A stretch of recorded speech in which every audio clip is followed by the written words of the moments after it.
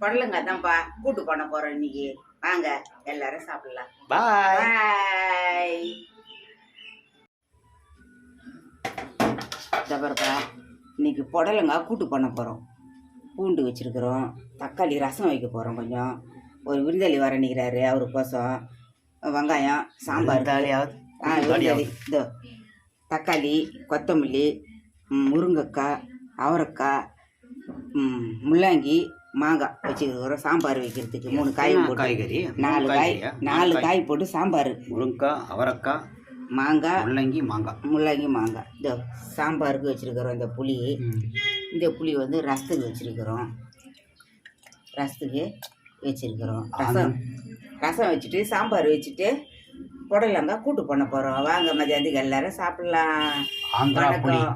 ஆமாம், பாய், வணக்கம், வாங்க.